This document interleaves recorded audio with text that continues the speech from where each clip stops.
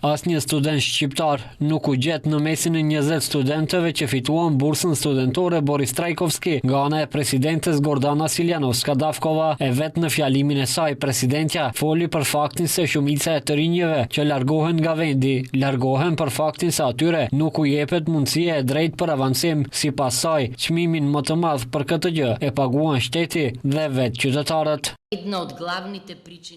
E dim se njëra prej arsyeve kryesore për migrimin e të rinjve më të talentuar është pikërisht nevoja e tyre për të krijuar vlera, të avancojnë jo në bazë të lidhjeve dhe privilegjeve, por vetëm në bazë të njohurive të fituara dhe kualitetit që ata posedojnë. Të dashur student, jeni pjesë e një grupi të vogël të rinj që ne nuk guxojmë t'i humbim.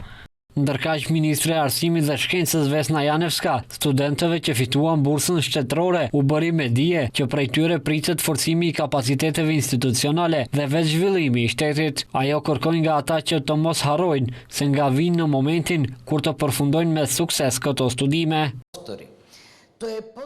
Është një inkurajim për të vazhduar të ecni përpara me guxim, për të eksploruar, për të krijuar, për të mësuar dhe për të kaluar kufijtë të mundshmes. Tani, kur jeni bursist, dua të ju këshilloj diçka, ndonëse edhe nuk më pyesni. Kur t'i merrni diplomat, kur t'i hedhni kapelat lart, kthejeni në mendjen tuaj se prej nga vini dhe kush ju mbështeti në rrugën tuaj drejt suksesit.